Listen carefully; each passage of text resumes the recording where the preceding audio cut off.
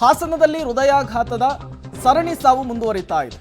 ಪ್ರಕರಣವನ್ನ ಗಂಭೀರವಾಗಿ ಪರಿಗಣಿಸಿದ್ದೇವೆ. ತನಿಖೆ ನಡೀತಾ ಇದೆ. ವರದಿ ಬರಲಿ, ಏನು ಕ್ರಮ ಅಂತ ನೋಡೋಣ. ಹಾಸನದ ಎಲ್ಲಾ ತಾಲೂಕುಗಳಿಗೂ ಕೂಡ ಸ್ಟೆಮಿ ಯೋಜನೆಯನ್ನ ವಿಸ್ತರಿಸ್ತೇವೆ. ಪಬ್ಲಿಕ್ ಟಿವಿಗೆ ಆರೋಗ್ಯ ಸಚಿವ ದಿನೇಶ್ ಗುಂಡೂರಾವ್ ಅವರು ಕೊಟ್ಟಂತಹ ಹೇಳಿಕೆ.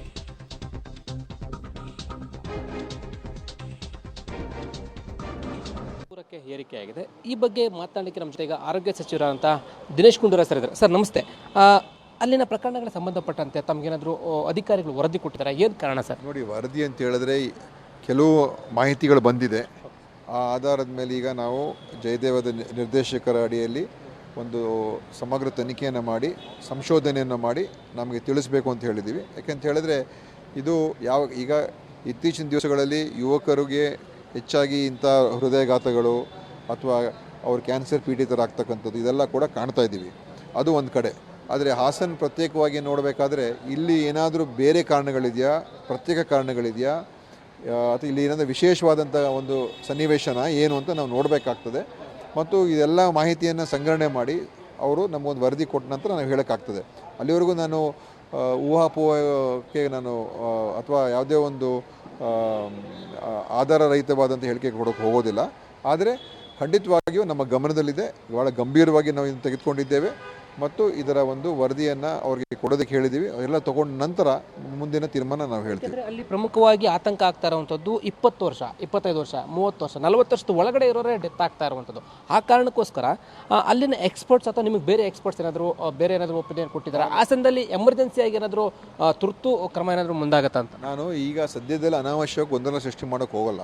ಯಾಕೆಂತ ಹೇಳಿದ್ರೆ ಪ್ರಥಮವಾಗಿ ಆ ಒಂದು ಅವರೆಲ್ಲ ಹೃದಯಘಾತ ಆಗಿರ್ತಕ್ಕಂಥದ್ದು ಯಾವ ಕಾರಣ ಅಂತ ತಿಳ್ಕೋಬೇಕು. ಅದಕ್ಕೆ ಬೇರೆ ಏನಾದರೂ ಕಾರಣಗಳಿದೆಯಾ ಅಥವಾ ವೈದ್ಯಕೀಯ ಕಾರಣಗಳಿದೆಯಾ ಅಂತ ಅದು ತಿಳ್ಕೊಂಡು ಮುಂದೆ ಈಗ ನಾವು ಈಗಾಗಲೇ ಮೊದಲೇ ಹೇಳಿದ್ದೀನಿ, ಈಗ ಅನೇಕ ಜನರಿಗೆ ಯುವಕರಿಗೆ ಇಂಥ ಎಲ್ಲ ಕಾಯಿಲೆಗಳು ಬರ್ತಾ ಇರ್ತಕ್ಕಂಥದ್ದು ನಾವು ನೋಡ್ತಾ ಇದ್ದೀವಿ. ಯಾಕೆಂತ ಹೇಳಿದ್ರೆ ನಮ್ಮ ಒಂದು ಒತ್ತಡದ ಜೀವನ ಮತ್ತು ಅವರ ಜೀವನ ಶೈಲಿ, ಆಹಾರಗಳ ಏನು ಪದ್ಧತಿಗಳಿದೆ ಇದೆಲ್ಲ ಕೂಡ ಸರಿ ಇಲ್ಲ. ಇದು ಸಾರ್ವಜನಿಕವಾಗಿ ನಾವು ಪದೇ ಪದೇ ಜನರಿಗೆ ಹೇಳ್ತಾ ಇದ್ದೀವಿ. ಯಾಕಂತ ಹೇಳಿದ್ರೆ ಇದು ಬದಲಾವಣೆ ಮಾಡ್ಕೋಬೇಕು. ನಿಮ್ಮ ಆರೋಗ್ಯ ನಿಮ್ಮ ಕೈಲಿದೆ ಅಂತ ಹೇಳುವಂಥದ್ದು. ಈ ಅಸಾಂಕ್ರಾಮಿಕ ರೋಗಗಳು ಹೆಚ್ಚಾಗ್ತಾ ಇರುವಂಥದ್ದು, ಬ್ಲಡ್ ಪ್ರೆಷರು, ಡಯಾಬಿಟೀಸ್ ಇದೆಲ್ಲ.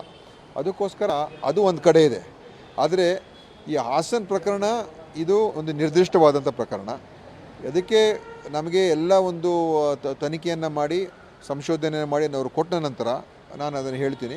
ಈಗ ಗೊಂದಲ ಸೃಷ್ಟಿ ಮಾಡೋಕ್ಕೆ ನನಗೆ ಇಷ್ಟ ಇಲ್ಲ. ಗೊಂದಲ ಅಂತಲ್ಲ, ಅಂದರೆ ಇಲ್ಲಿ ಸ್ಟೆಮಿ ಯೋಜನೆಯನ್ನು ಇನ್ನು ಉಳಿದ ತಾಲೂಕುಗಳು ಕೂಡ ಅಲ್ಲಿ ವಿಸ್ತರಣೆ ಆಗುತ್ತಾ? ಯಾಕಂದರೆ ಅಲ್ಲಿ ಇನ್ನೂ ಒಂದು 3 ತಾಲೂಕುಗಳಿಗೆ ವಿಸ್ತರಣೆ ಆಗಿಲ್ಲ ಸ್ಟೆಮಿ ಯೋಜನೆ. ಮತ್ತು ಸಂಸದರಂಥ ಮಂಜುನಾಥ್ ಅವರು ಕೂಡ ಪ್ರಧಾನಿಗಳಿಗೆ ಇದರ ಬಗ್ಗೆ ಹೋಗಿ ವಿವರಣೆ ಕೊಡ್ತೀನಿ ಅಂತ ಹೇಳ್ತಾ ಇದ್ದಾರೆ. ಇಲ್ಲ, ಅವರು ಮಂಜುನಾಥ್ ಅವರು ಕೂಡ ಒಳ್ಳೆಯ ಡಾಕ್ಟ್ರೇ ಮತ್ತು ಜಯದೇವ ಆಸ್ಪತ್ರೆಯಲ್ಲಿ ಅವರು ಭಾಳ ವರ್ಷಗಳ ಕಾಲ ನೋಡಿದ್ದಾರೆ. ಸೊ ಅವ್ರಿಗೂ ಭಾಳ ಅಪಾರ ಅನುಭವ ಇದೆ. ಅವರ ಒಂದು ಮಾಹಿತಿಯನ್ನು ಕೂಡ ನಾವು ತೊಗೊಳ್ತೀವಿ. ಆದರೆ ಈಗ ಸ್ಟೆಮಿ ಕಾರ್ಯಕ್ರಮ ಏನಿದೆ ಅದನ್ನು ನಾವು ವಿಸ್ತರಣೆ ಮಾಡಬೇಕು ಅಂತ ಈಗಾಗಲೇ ತೀರ್ಮಾನ ಮೊದಲೇ ಆಗಿತ್ತು. ಈಗ 82 ತಾಲೂಕುಗಳಿದೆ, ಉಳಿದಿರೋ ಎಲ್ಲ ತಾಲೂಕುಗಳು ತೊಗೊಳ್ಬೇಕು ಅಂತ. ಯಾಕಂದರೆ ಅದರಿಂದ ಈ ಹೃದಯಘಾತ ಆಗುವಂಥ ಸನ್ನಿವೇಶ ಮೊದಲೇ ಪತ್ತೆ ಹಚ್ಚುವಂಥದ್ದಕ್ಕೆ ಅವಕಾಶ ಇರ್ತದೆ. ಅದನ್ನು ನಾವು ಮಾಡ್ತೀವಿ. ಆದರೆ ಈ ವಿಷಯದ ಬಗ್ಗೆ ನಾನು ಇಷ್ಟು ಮಾತ್ರ ಸದ್ಯಕ್ಕೆ ಹೇಳ್ತೀನಿ.